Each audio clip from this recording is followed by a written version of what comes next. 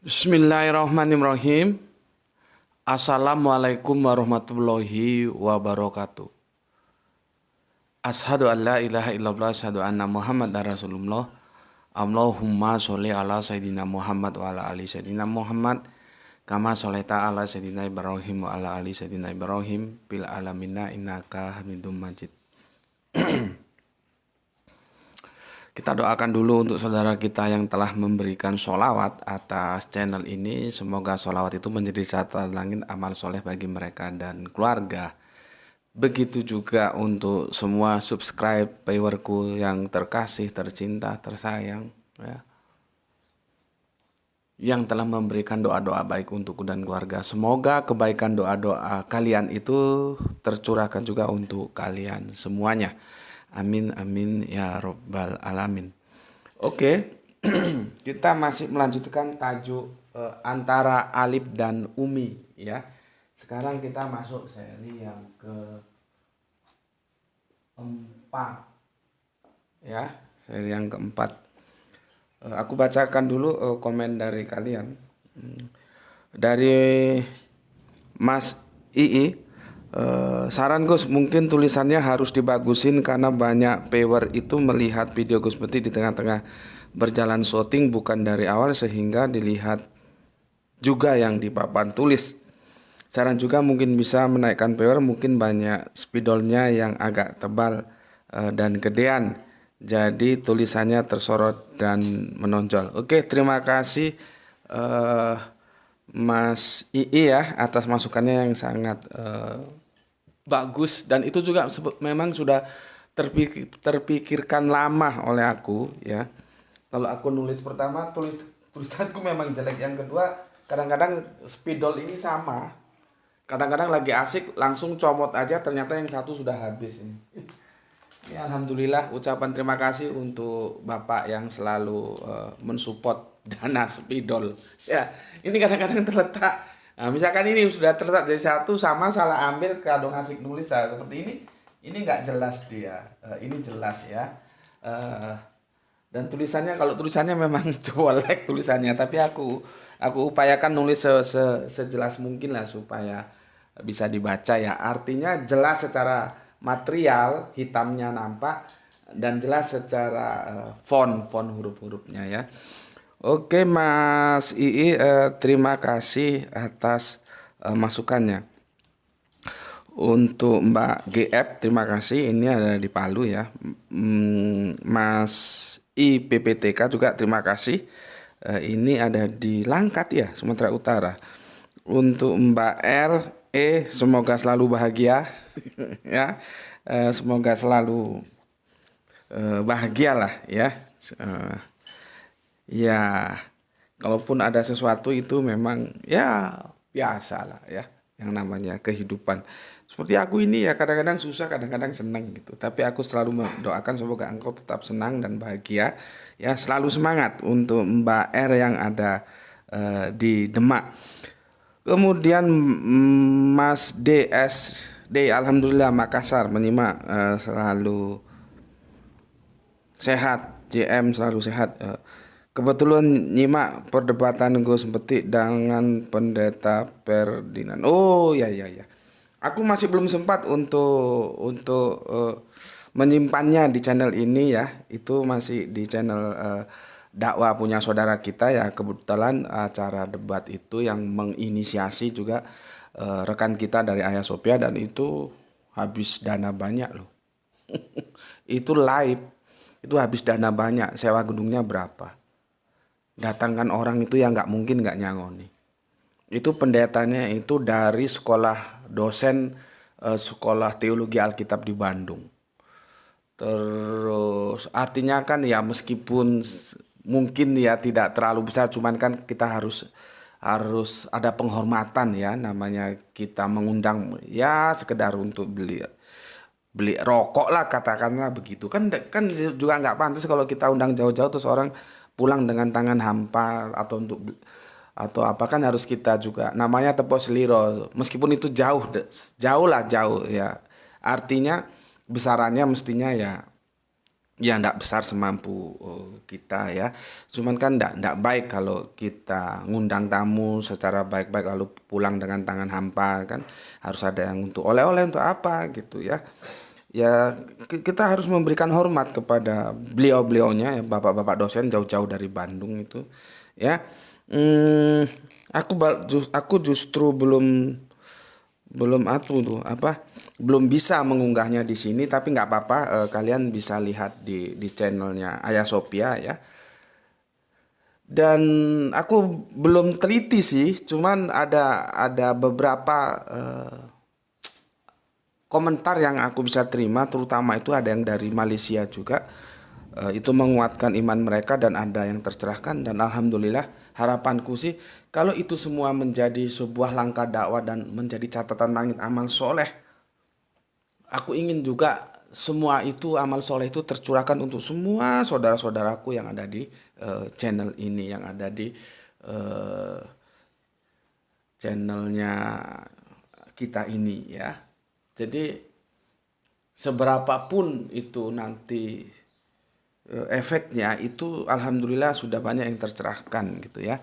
Makanya kita berharap itu menjadi catatan langit, dan aku sangat berharap kalau itu menjadi catatan langit amal soleh itu tercurahkan juga untuk kalian-kalian semua pewer-pewerku yang selalu memberi dukungan ya.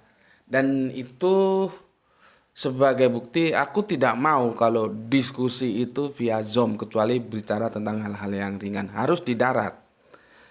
Karena kalau diskusinya via Zoom aku sulit untuk mengarahkan pembicaraan, sulit lari-lari gitu. Tapi kalau di darat ya memang resikonya di darat biaya tinggi, sewa gedung, sewa nanti sound system, sewa kursi, konsumsi, belum lagi izin. Itu kemarin kita main kucing-kucingan karena itu saat pandemi. Kalau kita blow up dan semua datang bisa diamankan oleh pengaman dan nggak jadi diskusi, kita bisa dibubarkan sementara dana sudah terlanjur keluar.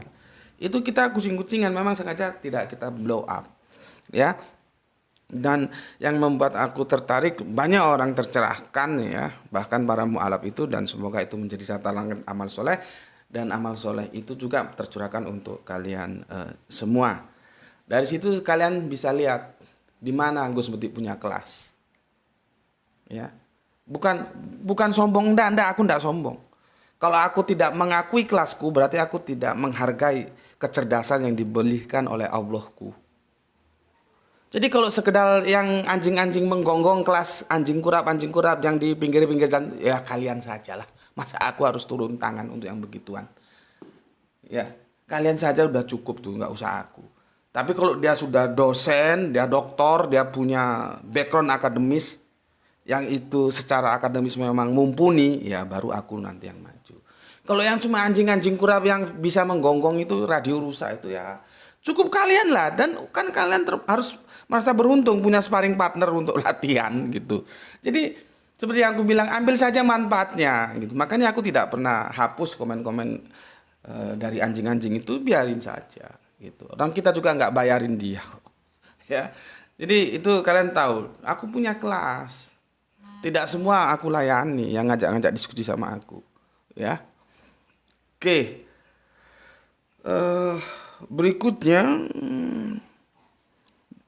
PBK ya. Assalamualaikum Samarinda, hadir saya ingat Gus kajian Umi yang buta kitab, belum menerima kitab, lawan kata dari yang sudah menerima kitab, ahli kitab. Jadi Umi itu lawannya ahli kitab, orang-orang Yahudi dan Nasrani. Semoga benar ingatan saya. Subhanallah, aku kalau punya murid cerdas seperti kamu itu senang aku ya.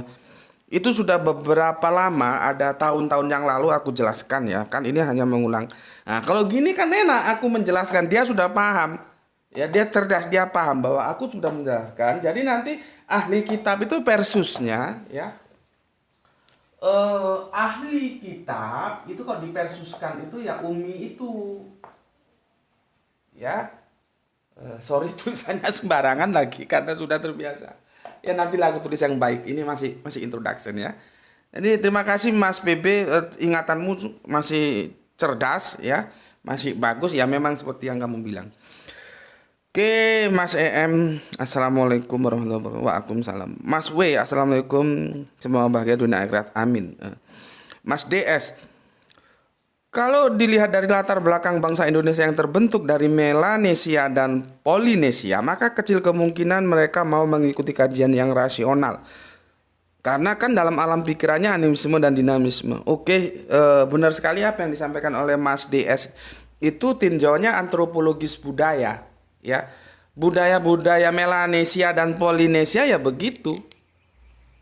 Sulit diajak untuk berpikir rasional. Agama itu begini loh, ya, dijelaskan secara rasional sehingga bisa benar-benar paham. Itu memang kalau sudah kemasannya rasional itu sulit. Tapi kalau dibumbui hahaha hehe, terus cengenges ketawa, terus sedikit bumbu-bumbu dongeng atau yang bombastis, nah itu baru bisa jalan. Nah, kelemahanku, aku tidak bisa atau setidaknya belum bisa menemukan ramuan antara yang akademis ini diramu oleh yang bombastis sehingga bisa mendapatkan power yang itu seperti yang diharapkan. Itu aku belum bisa menemukannya. Jadi antara alam pikir yang bombastis, yang sensasi-sensasi diketemukan dengan yang rasional, yang akademis itu ya, yang jelimet itu aku masih belum bisa. Mungkin salah satu solusinya di situ ya. Karena seperti kita lihat kalau dia akademis murni ya seperti itu ya. Karena memang latar belakang antropologis budaya kita yang Melanesia dan Polinesia sukanya dongeng-dongeng, cerita-cerita ya. Ya begitu itu. Jadi alam dinamisme dan animisme itu ribuan tahun masih mengakar. Sulit. Artinya ketika aku terjun kan aku sudah pasang standar dong. Dan aku akan melawan arus. Artinya ketika aku melawan arus itu aku harus siap dengan segala resiko yang harus aku terima. Begitu loh. Kalian tahu salah satu ada yang bilang dia sebetulnya penyanyi atau penyair, orang juga bingung. Ya. Yang dulu melejit lewat berita kepada kawan itu kan. Itu kan dia melawan arus. Dulu belum ada lagu-lagu seperti itu. Dia bagaimana syair puisi itu dirubah menjadi lagu dengan intonasi not-not tertentu. Itu melawan arus. Nah, dia sukses. Artinya ketika kita melawan arus itu anti mainstream itu belum tentu bisa karam. Dia juga bisa sukses. Ya. Jadi ada dua probability, belum tentu karam, tapi bisa juga sukses. Ya, nah, aku ini mencoba trial dan error, learning by doing itu dengan sebuah penetapan bahwa aku akan menampilkan format akademis. Ya resiko itu harus aku terima, tinggal mana nanti. Ya, apakah yang dia akan apa namanya karam, apakah dia juga bisa unggul, ya itu biarlah proses selama ini masih berproses ya biarkan saja jalan. Tentunya kalau dia karam aku harus siap menerima resiko itu gitu. Jadi masih ada probability antara dia karam atau dia sukses. Dan ternyata kan berita kepada kawan tuh meledak. Akhirnya dia sukses dan menjadi apa ya? Artinya aku nggak enak mau ngomong. Orang itu ada dua. Orang menghidupi seni atau dihidupi seni. Itu aja lah gampangannya. Jadi dia berubah jadi orang yang dulu menghidupi seni, akhirnya bisa dihidupi lewat seni. Ya sudah itu otakmu sudah ngerti lah ya. Kamu cerdas kok, terjemahkan sendiri gitu. Oke Mas DS, terima kasih masukan antropologis budayanya ya. Jadi ya memang resiko seperti ini. IAA Surakarta, oke, sore hari yang cerah. Oh ya, ini terlalu panjang, aku nggak baca lah wis ya. Juga hubungannya nggak ngerti aku, panjang banget ini aku lihat. SG Maghrib oke. Mbak A Surabaya bagaimana Neng? Ning kalau Jakarta Neng, kalau Surabaya itu Ning. Ning A pripun kabare? Ini junior kita juga Mbak A ini ya dari Surabaya. Assalamualaikum, dapat notif langsung merapat untuk menyimak ya. Ini senior kita ini Mbak A ini ya dari Surabaya. Ini soleha kita Mbak AM ya, tentang kalau menurut saya Umi yang dimaksud orang-orang yang belum diberi pengetahuan tentang kitab. Oke, terima kasih Bogor ya. Mas HM, Assalamualaikum Gus. Memang benar baru belakangan ini AM ya baru membahas keumian Kanjeng Nabi di channel YouTube-nya. Walau ya kalau begitu berarti ya untuk edisi YouTube-nya mungkin baru kali ini, bukan mungkin ya, pasti baru kali ini, dan ini sudah lama. Ya. Aku yang salah kalau begitu. Karena aku kira ini dulu sekalian, tapi ini udah lama ya. Mungkin dia juga belum masuk seperti aku kan bertahap, tidak langsung masuk ke YouTube. Mungkin dia belum masuk ke YouTube pada waktu itu ya. Jadi baru sekarang dia bikin videonya. Oke, terima kasih Mas HM atas konfirmasinya ya. Ya, ternyata baru sekarang dibikin YouTube-nya ya. Ini orangnya ini aslinya keluarganya sebetulnya Malang tapi migrasi ke Surabaya ya, dan bapaknya ini seorang tokoh toriko. Jadi ya kalau pinter ya pantas lah, di samping akademisnya juga pintar, ini kan doktor nuklir nih, dosen nih. Ya. Orang eksak juga sama seperti aku. Walau bukunya sudah terbit jauh hari, iya berarti bukunya terbit lama baru video YouTube-nya dibikin.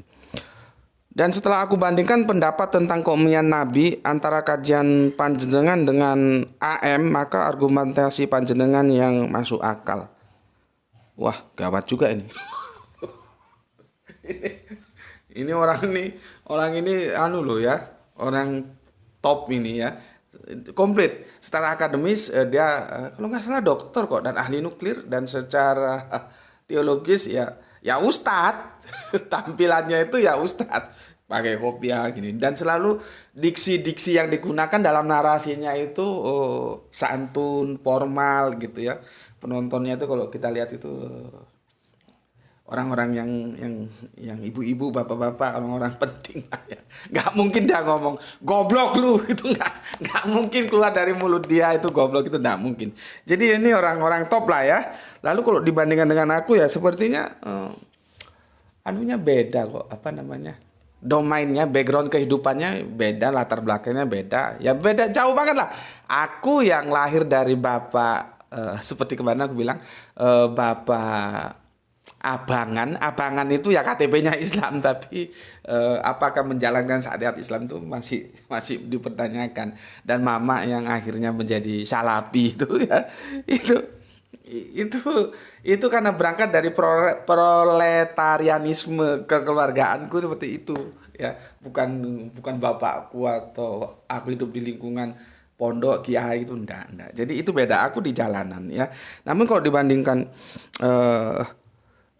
tentang Umi, bahwa argumentasi panjenengan yang masuk akal itu aku kira relatif lah ya, relatif, terserah kalian yang terserah kalian yang menilai ya. Cuman itu kembali ke logika. Makanya aku bilang, kalau kalian itu yang kebetulan bapak ibunya masih kuat, secara ekonomi masih mampu, sekolah kalian yang tinggi. Sekolah supaya generasi Islam itu benar-benar mumpuni ya. Tidak ngisin-ngisini, tidak bikin malu. Yang secara akademis dia brilian, dia mampu berdiskusi dengan terhormat. Jadi nggak malu-maluin. Enggak jadi tukang hujat yang hanya bisa kain-kain menggonggong seperti anjing, enggak. Makanya kalau kalian punya orang tua masih mumpuni, ambil S1, sekarang S2 langsung S3, ambil doktor. Bila perlu nanti sudah kerja doktor, ambil profesor. Supaya generasi Islam itu canggih. Nanti bisa ya'lu wala yu'la. Gitu loh. Ya. Nah, sekarang itu kan yang mampu secara ekonomis. Kalau yang tidak mampu seperti aku ini, dulunya mau si S2 ya, tapi tertahan di S1 ya karena pendanaan juga, karena sudah nggak ada lagi biaya ya. Jangan putus asa. Selama kita mampu membaca, otak itu bisa kita berdayakan ya. Makanya seperti yang disampaikan antara kajian panjenengan dan AM, maka argumentasi panjenengan yang masuk akal. Itu otak. Itu otak. Artinya ketika kita secara akademis kalah, artinya tidak mampu meraih ketingkatan yang lebih tinggi, jangan lupa kita masih punya otak. Bagaimana supaya otak terisi? Ya banyak baca. Gitu loh. Kalau secara akademis tentu kalah dong, aku S1, beliaunya itu sudah menempuh jenjang, kalau nggak salah doktor dan itu pakar nuklir. Tapi secara otak ya tunggu dulu. Ya, kita kan bisa belajar, sama-sama bisa belajar gitu. Ya, itu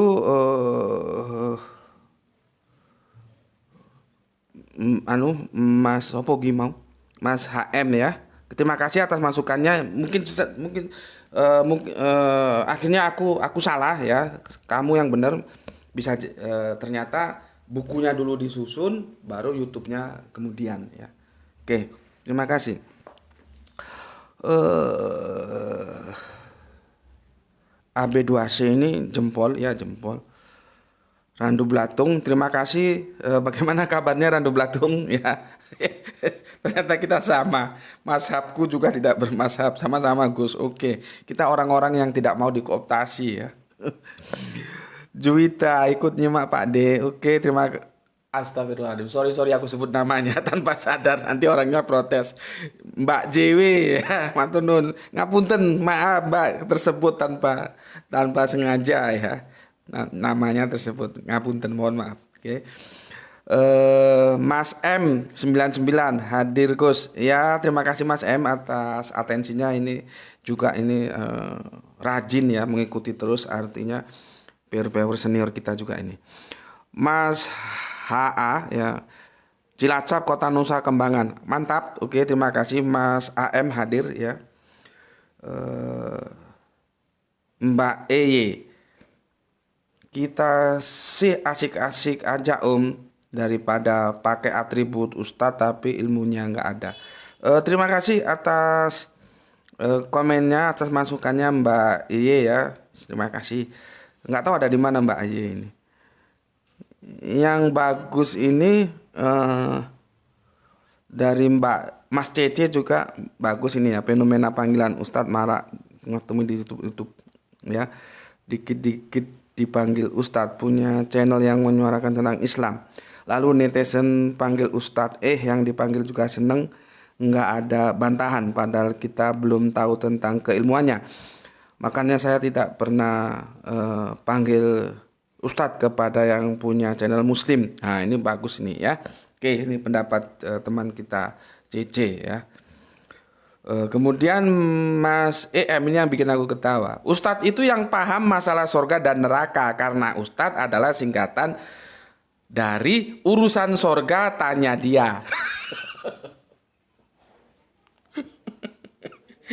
Kok ono ae anu ku iki yo, paper ku iki. Urusan Ustadz tanya dia ya. Ya oke lah, oke. Pendapatnya Mas CC kita akomodir, Mas EM juga kita akomodir, begitu juga Mbak EY ya, yang tidak terikat pada hal-hal atribut ya. Oke. Yang menarik itu urusan surga tanya dia. Oke. Itu yang bisa aku komentari ya. Ini aku agak senggang jadi agak luasa aku bacanya. Kemudian kita membahas ini kelanjutannya ya. Oke. Kelanjutannya kita coba bahas ya.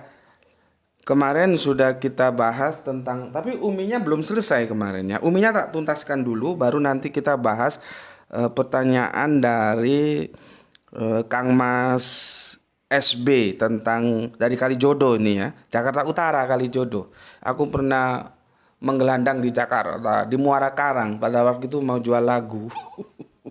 Jadi aku bawa lagu, ada 10 lagu gitu.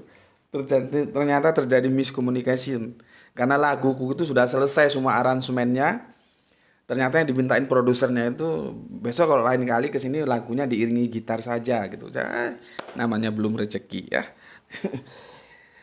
Oke, Mas SH yang tanya tentang apa? Atau itu bismillahnya kemana dan gimana itu nanti kita jawab, tapi aku kesini dulu ya. Nanti kita fokus ke pertanyaannya Mas SH dari Kalijodo ini. Oke, supaya aku leluasa, ya. Pertanyaannya Mas SH tentang surat At-Taubah bismillahnya kemana itu ada di seri komentar di seri ke keberapa ya? Ini keempat, ketiga ya. Lihat di komentar yang seri yang ketiga. Kalau kemarin kan tentang buta ini aku udah jelaskan dan sekarang tinggal melanjutkan. Oke. Dan semoga ini selesai. Kalau nggak selesai ya kacau lagi, nanti molor lagi. Ya berjalan saja lah ya. Oke. Aku ini mereview ya, karena aku sudah jelaskan bahwa ummi itu tidak bisa serta-merta kita definisikan sebagai buta huruf. Ya, maka aku meskipun sama-sama Kanjeng Nabi itu bisa baca, sama Mas AM ini aku tidak sependapat. Nah, sependapat karena dia merujuk secara mainstream buta huruf ini. Kalau aku ndak, buta kitab. Nah, tentunya kan perlu rujukan, jangan asal ngomong buta kitab rujukannya mana gitu ya. Oke. Sabar, aku minum dulu. Bismillahirrahmanirrahim.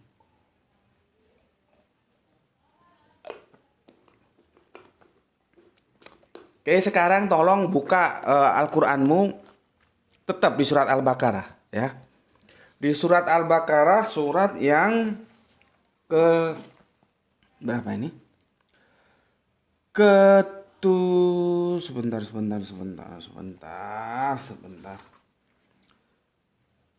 Surat yang keberapa ini? 146 ya. Di mana ya? Di sini nampak, Sini ya. Karena ini aku masih perlu ini mengganjal. Atau ini aku geser ke sini aja lah dulu ya. Ini Quran surat 1 ini, dan Quran surat 96 1. Nah, ya. Karena nanti intinya di sini. Ya. Kita buka dulu sebelum ke sini Quran. Nah, semoga ini jelas ya. Jelas deh tulisannya, Ya karena Mas, ini videonya dia kan statis ya. Kalau yang dinamis ya maklum. Dia bisa. Kalau aku tuh biasanya ya capek sih. Aku gini kan. Terus aku dekatkan gini kalau nyeting gitu ya. Cuman kan itu juga ada kelemahan gerak-gerak. Ya kalau yang sempurna itu ya pakai yang seperti punya saudara kita. Kalau aku di studio Ayah Sophia itu sudah ya memang studio gitu loh ya. Jadi tolong dimaklumi, tapi terima kasih masukannya dan aku tetap usahakan penuhi permintaan jenengan ya. Oke, Quran surat Al-Baqarah ya. Al-Baqarah suratnya 2, nomornya 146. Ya, sebelum kita ke sini.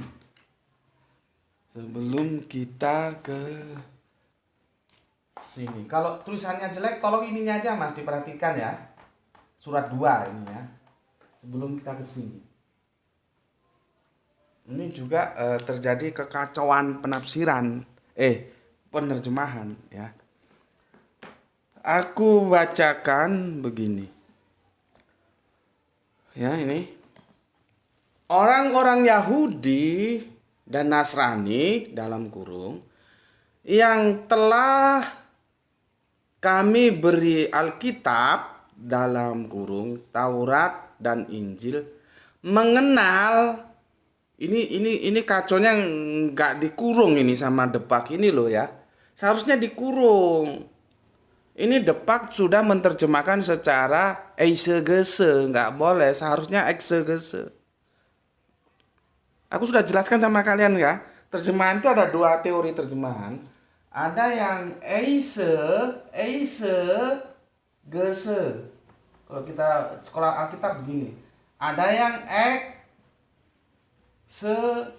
gese. Ini sudah aku jelaskan tahun lalu. Ya. Kalau ini kita menundukkan teks, nggak boleh, nggak bagus. Kalau ini kita tunduk terhadap teks. Seharusnya kita tunduk terhadap teks. Jangan menundukkan teks. Ya. Jadinya rancu. Ya. Jadinya rancu. Seperti ini seharusnya kata Kanjeng Nabi Muhammad itu dikurung karena dia di original teksnya tidak muncul. Coba kamu lihat di sini enak. Jadi kita siksak. Pakai yang Android juga pakai yang kitab ya, karena itu saling mendukung. Surat 2146. Sebentar. Surat 146. Lihat ini. Nggak ada ya. Orang yang kami telah berikan mereka Alkitab, mereka mengenalnya, domir hu.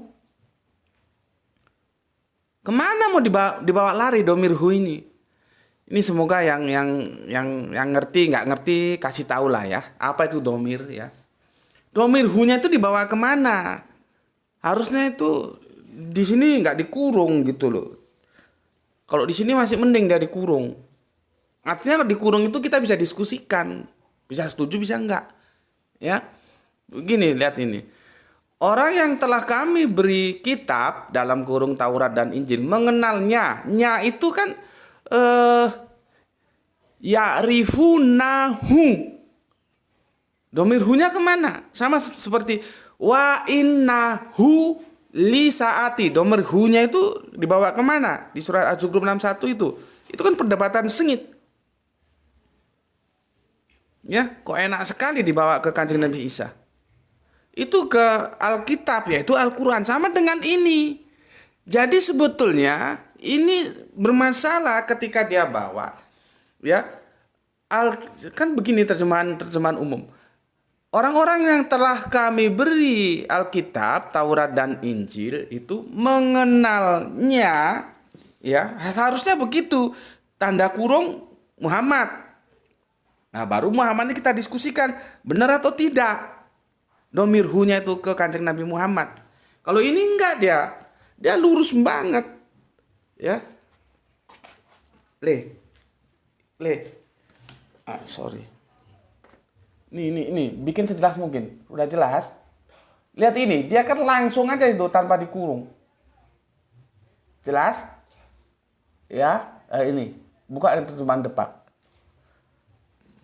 Kalau yang sebetulnya begini seharusnya. Nih, gitu. Dia dikurung. Jadi mengenalnya karena itu domir hu-nya itu nanti bermasalah. Sudah? Ya. Jadi ini kalau orang nggak tahu, ini hanya modal terjemahan ini bisa terjebak. Menjadi salah cara memahaminya. Karena begini, orang-orang Yahudi dan Nasrani dalam kurung yang telah kami beri Alkitab dalam kurung Taurat dan Injil mengenal Muhammad seperti mereka mengenal anak-anaknya sendiri. Dan sesungguhnya sebagian di antara mereka menyembunyikan kebenaran padahal mereka mengetahui. Pertanyaanku, kok bisa lari ke Kanjeng Nabi itu loh, domir hu-nya itu loh. Ya. Kok bisa ke Kanjeng Nabi? Domir hu-nya itu kemana larinya?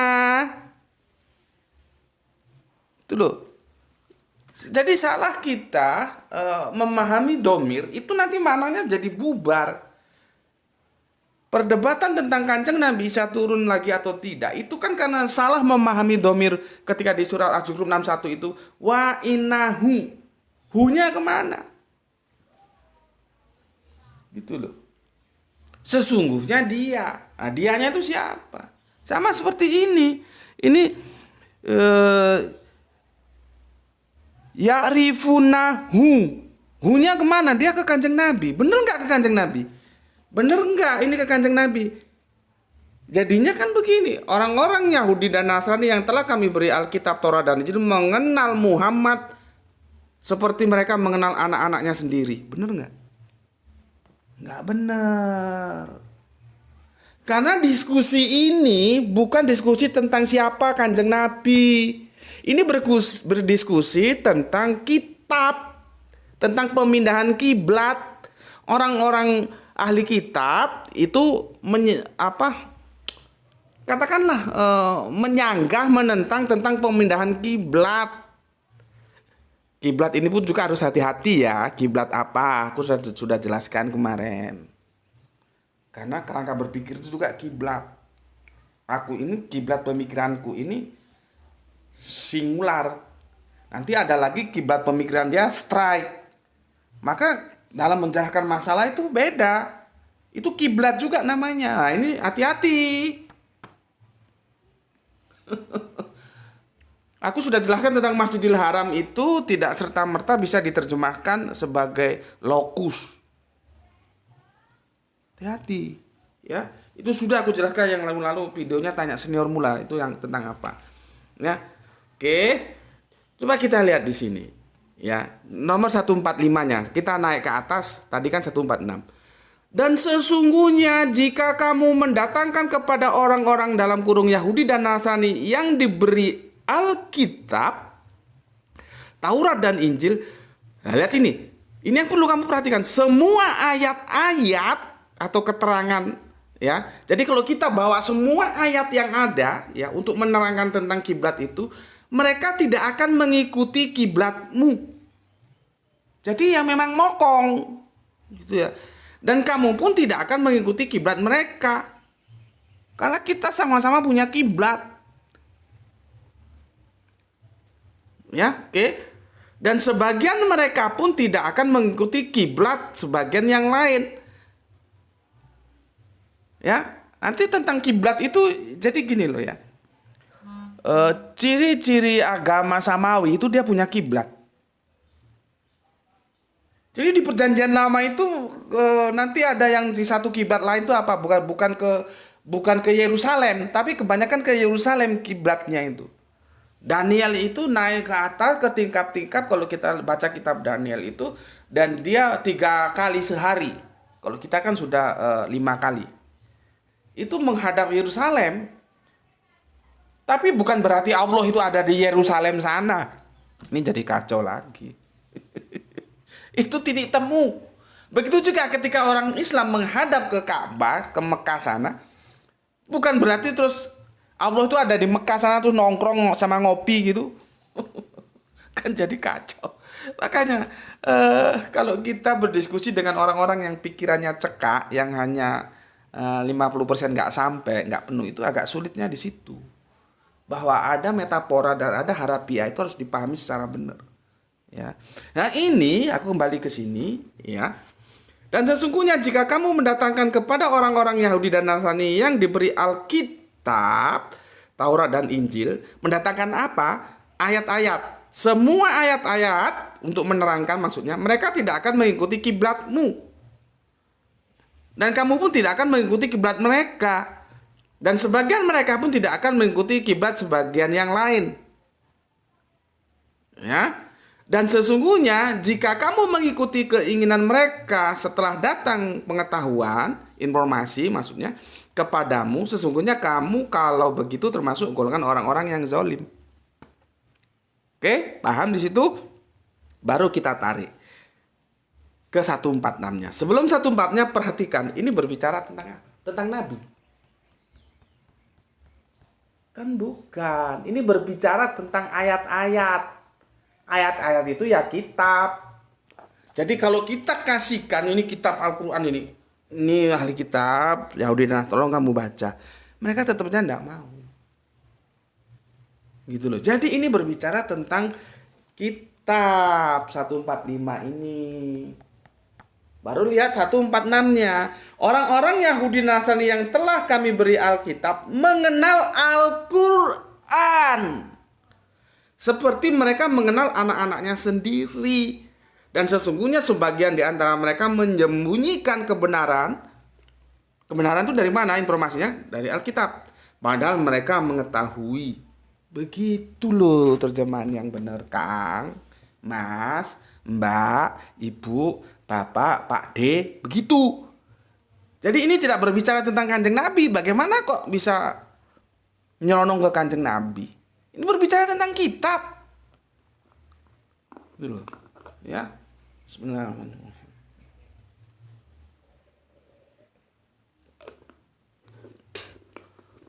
Mungkin ini ada yang rasa jengkel juga ya nonton video ini ya. Ya nggak apa-apa, jengkel juga nggak masalah. Wah ini model nggak jelas, ya mengkritik Depak.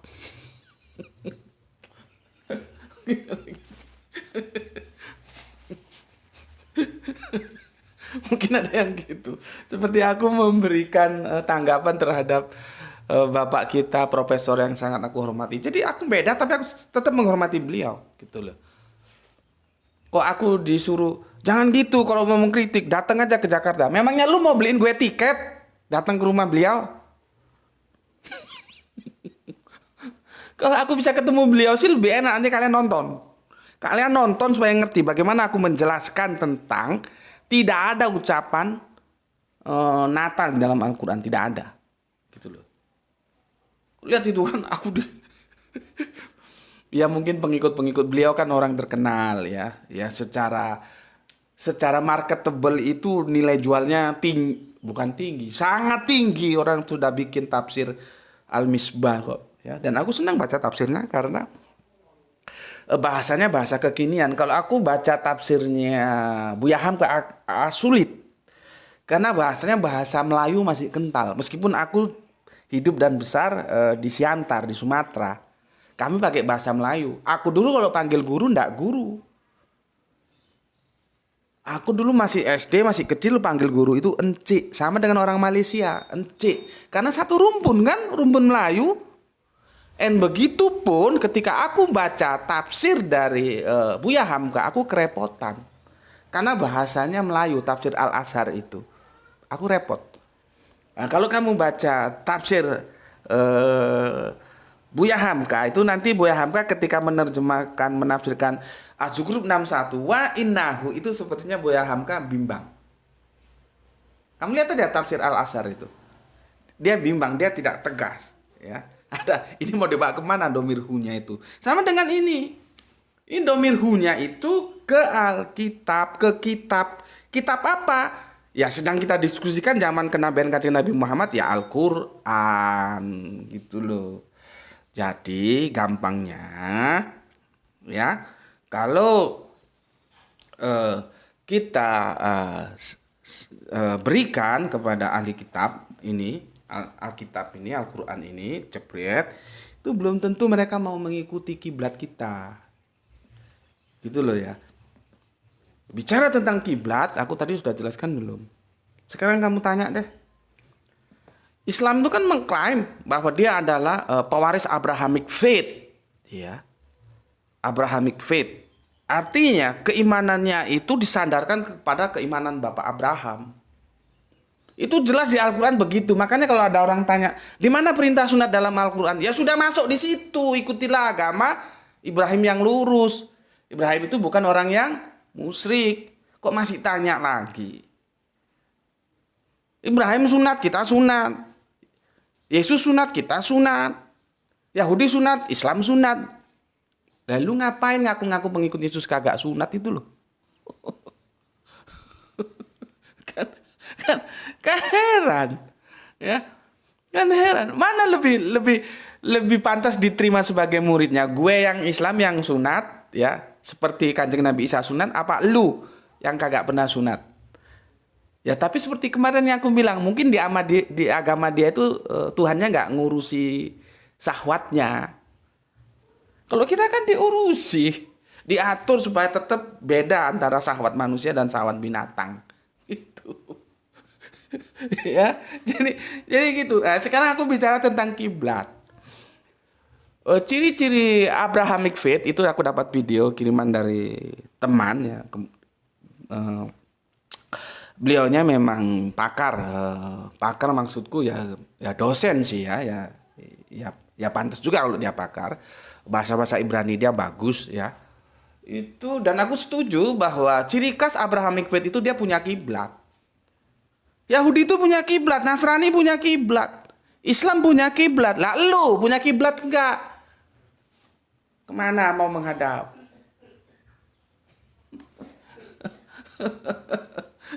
Kita ini bicara kiblat ya. Oke. Nah, jadi ini tentang kiblat. Lah orang-orang ahli kitab itu tidak mau menjadi sama kiblatnya dengan kita. Ya. Nah, walaupun kamu sodorkan kitab nih Al-Qur'an nih, mereka tetap tidak mau. Ya. Padahal mereka 146 itu orang-orang Yahudi yang telah mengenal kitab. Ini masalahnya kitab bukan nabi ya. Seperti mereka mengenal anaknya sendiri. Begitu loh terjemahannya. Bukan mengenal Kanjeng Nabi karena ini bukan masalah kenabian. Oke, jelas ya? Yang mau kita ambil kitabnya. Kitab. Oke. Selesai ya. Selesai aku hapus ya. Cek. Sekarang aku geret ke sini. 278. Maksudnya Quran surat 278. Sepertinya ini nanti kita belum bisa bahas At-Taubah. Karena apa? Kita harus bahas At-Taubah. Itu ada bismillah. Nah, nanti aku menunjukkan umi itu seperti apa, alif itu seperti apa, itu juga lewat bismillah gitu. Maka harus kita selesaikan itu. Dan ini sepertinya kira itu. Halo? Itu sudah berapa lama? Tuh, waktunya sudah berapa lama? 46. Aduh. Aku teruskan sedikit aja ya, biar ini tuntas ya. Karena apa?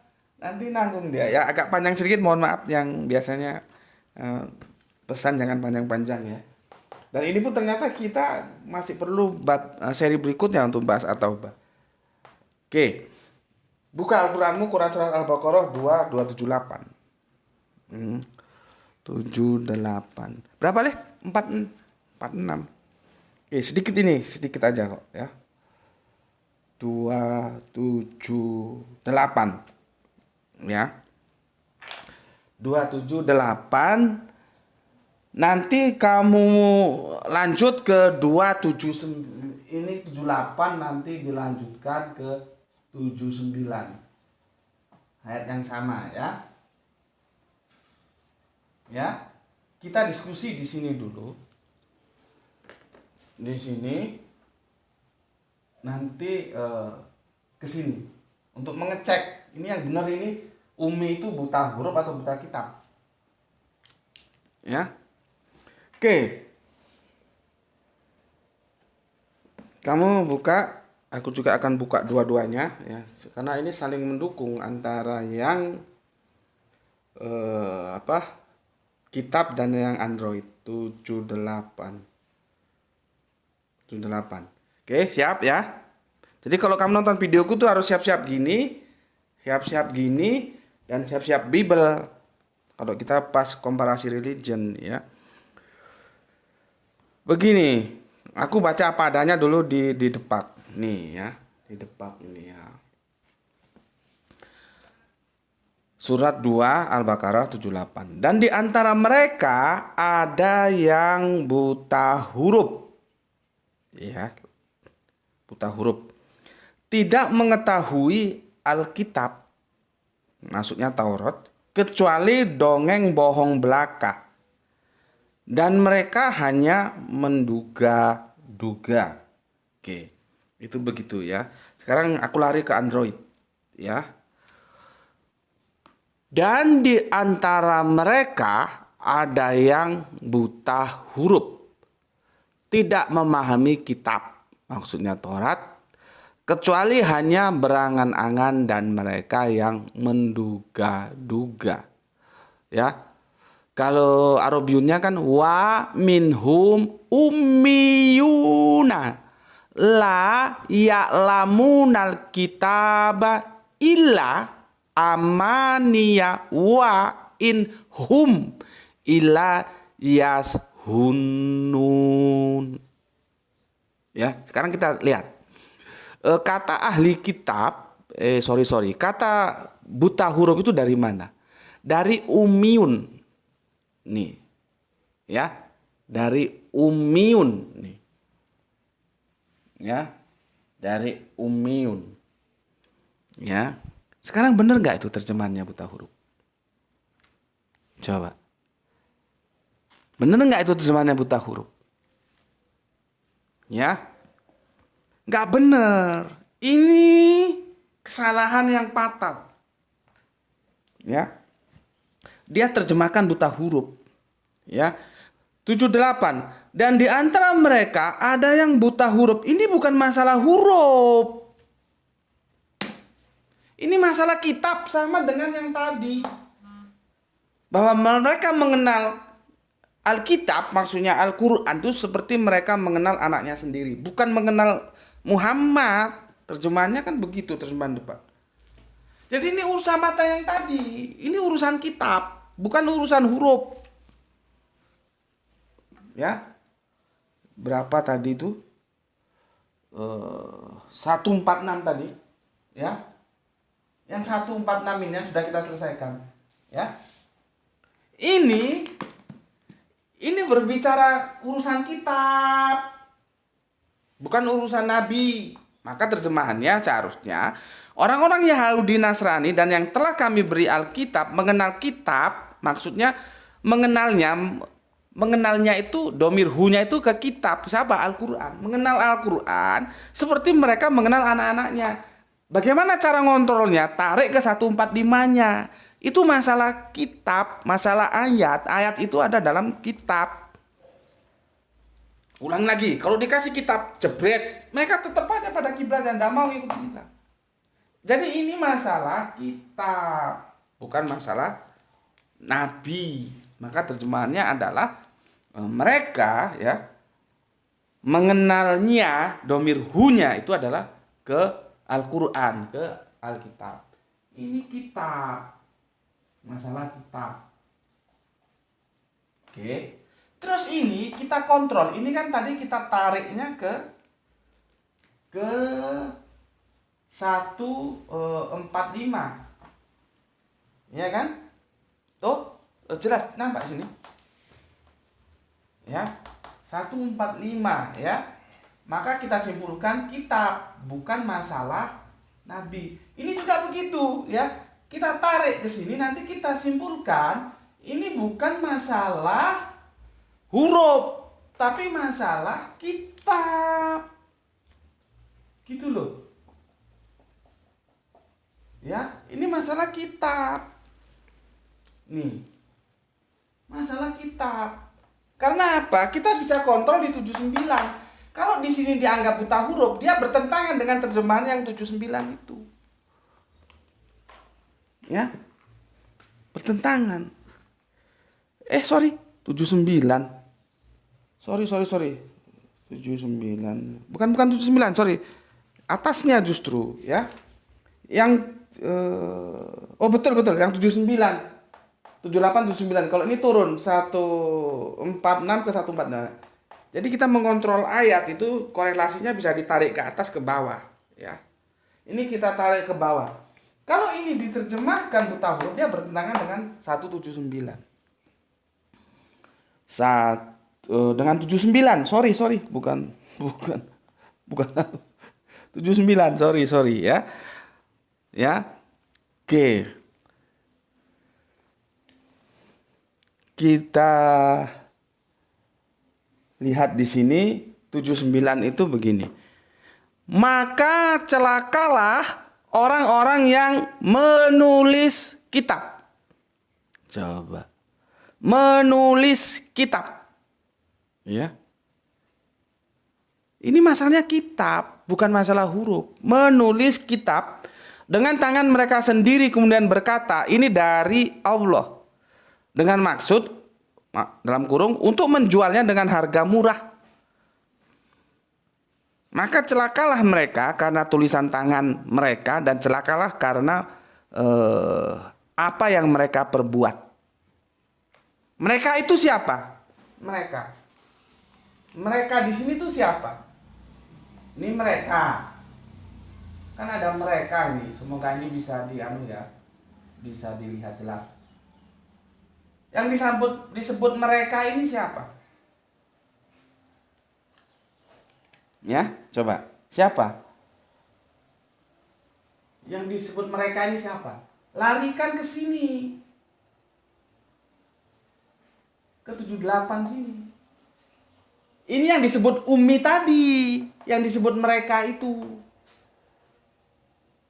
Ya, yang disebut mereka, aku ulangi. Di sini ada mereka, itu yang disebut mereka itu adalah yang disebut Umi di 78 ini. Sekarang itu bertentangan nggak kalau Umi itu buta huruf? Ya, bertentangan nggak kalau Umi itu buta huruf? Umi.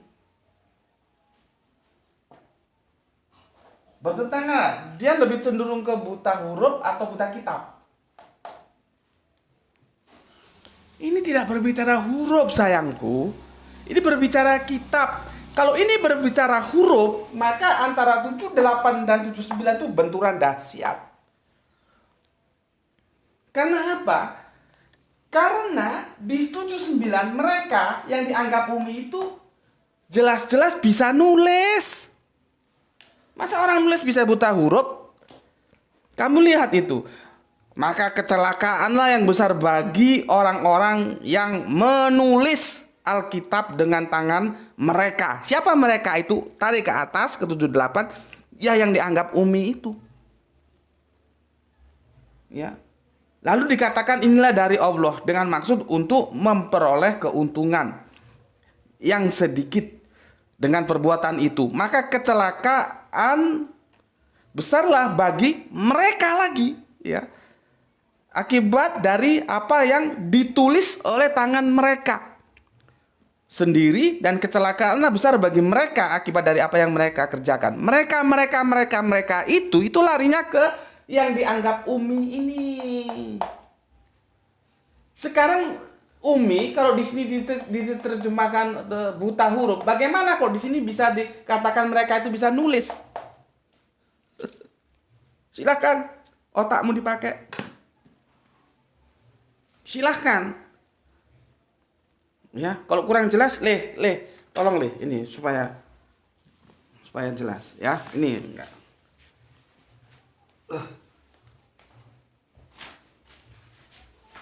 Kamu sini. Bapak mau jelaskan. Biar umum bapakmu tahu.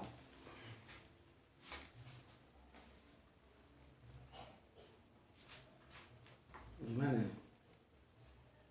Nah, ini mereka, ini yang disebut Umi ini diterjemahkan buta huruf di surat 78. Yang disebut mereka di sini ada kata berapa? Maka kecelakaan yang bersabar bagi orang-orang yang nulis kitab dengan tangan mereka. Siapa mereka ini? Kembali ke Umi.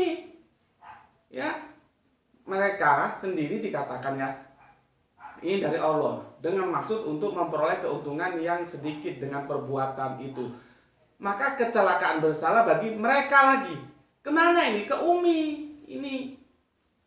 Ya, mereka lagi, ya. Akibat dari apa yang ditulis tangan mereka. Ke siapa? Merekanya ke Umi sendiri, dan kecelakaanlah besar bagi mereka. Siapa lagi? Mereka Umi. Akibat dari apa yang mereka kerjakan. Pertanyaannya, bagaimana bisa di sini disebut buta huruf, di sini dia disebut menulis? Coba, otak mana yang bisa membenarkan? Tidak bisa. Jadi ini sebetulnya kalau orang teliti, ini bukan sesuatu yang ribut kok ini. Cuma kan otak-otaknya nggak dipakai, jadi nggak bisa memahami ini. Ya, coba kalau begini, kan dia clear. Dan di antara mereka ada orang-orang yang buta kitab. Karena ini memang masalah kitab, bukan masalah huruf. Ya, tidak mengetahui Alkitab.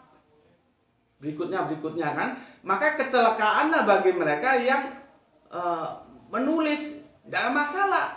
Orang yang buta kitab itu orang yang belum mengerti, menerima, membaca kitab itu, tapi dia bisa menulis. Beda buta kitab dan buta huruf. Buta huruf itu dia tidak tahu huruf. Buta kitab dia tidak tahu kitab itu karena belum menerima, belum diajarkan, ya. Tapi dia bisa menulis. Jadi kalau di sini buta kitab, dia selaras dengan yang di sini antara 78 dan 79. Tapi kalau di sini buta huruf, Kan orang goblok juga bisa tanya. Di atas dikatakan Umi itu buta huruf, tapi di sini dia dituduh bisa menulis, kan jadi kacau. Ya. Kacau. Kacau. Berapa Le sudah? Oke. Sebentar lagi asar dan itu sudah 1 jam. Ternyata tetap tidak bisa aku menjelaskan at-taubah. Tapi setidaknya kalian sudah tahu bahwa Umi itu monggo lah, monggo. Aku silahkan saja. Aku tetap memberi ruang. Kalau masih ada yang bertahan bahwa Umi itu buta huruf, ya monggo lah. Tapi aku tidak. Argumentasiku kuat, ya. Nggak ada yang nggak terima. Ayo kita duduk bareng. Tentukan, undang yang lebih ngerti bahasa Arabia. Mau profesor, mau doktor, mau dosen, mau kiai, mau ustadz, ayo kita bicara baik-baik. Supaya umat ini tercerahkan, jangan goblok terus. Nggak apa-apa, aku diundang kemana kita ngobrol bareng. Selama itu dengan tujuan baik, agar umat ini tidak terwariskan sebuah kesalahan gitu loh. Kalau begini terus kan Nabi Muhammad buta huruf, kan itu terwariskan terus itu. Nah, untuk apa punya Nabi buta huruf? Gitu loh. Dari segi sosial saja sudah tidak mungkin Nabi itu buta huruf, karena dia cucu mahkota loh. Bukan anaknya tukang menggembala kambing di belantara Padang Arab sana. Ini cucu mahkota. Masa sih nggak diberi pendidikan yang mumpuni? Kamu punya presiden, masa cucunya dibiarin buta huruf? Itu logika akal waras saja sulit menerima kalau Nabi itu buta huruf. Kanjeng Nabi itu kakeknya itu penguasa Ka'bah. Era itu siapapun yang menguasai Ka'bah, dia adalah pimpinan negara. Dari tinjauan sosial nggak masuk. Dari tinjauan tekstual juga nggak masuk. Gitu masih ada yang percaya Nabi buta huruf. Ya ampun. Tapi ya itu yang aku bilang. Merubah sebuah pemahaman yang sudah berurat, berkarat, dogma itu masuk memang sulit. Makanya ketika aku dakwah dan aku akan meluruskan pemahaman yang dan itu sulit, aku bisa maklum kok. Bisa maklum. Makanya ketika aku berdakwah banyak, aku bilang, mana Alkitab Le? Mana Alkitab? Ini, yang ini. Nih. Aku bilang, tolong tunjukkan aku satu aja penjelasan bahwa Allah itu Tritunggal. Itu nggak ada yang bisa. Karena memang Alkitab tidak berbicara demikian. Tetapi apakah mereka terus menerima penjelasanku bahwa Allah itu tunggal? Tidak, sulit. Karena itu dogma sudah mancep lama. Sama dengan ini. Ketika aku mengatakan bahwa Kanjeng Nabi itu tidak buta huruf, itu sulit karena sudah terdogma itu. Jadi manusia dimanapun, terlepas agamanya apapun, kalau nggak pakai otak dan dia terjerat dogma, ya begitu itu. Dikandani ku angel. Nah, karena angel dikandani ya wis lah, terserah lah. Kalau mau bilang Kanjeng Nabimu itu buta huruf, terserah. Kalau nabiku tidak, dia buta kitab. Maka Umi di sini ini adalah aku memilih, tetap aku menghormati kalian. Kalau mau bertahan Nabi buta huruf, terserah, ya. Cuman aku aneh saja gitu ya. Tapi beliaunya adalah buta kitab. Nah, nanti seperti yang dijelaskan kemarin, sebetulnya bukan beliau saja yang buta kitab. Orang Arab pun itu semua buta kitab, gitu ya. Oke, sampai di sini dulu penjelasannya dan akan kita lanjutkan besok. Semoga semua sehat selalu dan kita diberikan rezeki yang barokah. Bismillahirrahmanirrahim. Pesan dari aku, semoga ini menjadi langkah dakwahmu. Tolong bagikan channelnya, jangan di-download. Channelnya bagikan ke grup-grup WA. Kalian kan semuanya pasti punya grup-grup WA. Bagikan. Semoga itu menjadi catatan langit aman soleh untukmu. Oke. Bismillahirrahmanirrahim. Alhamdulillahirabbil alamin.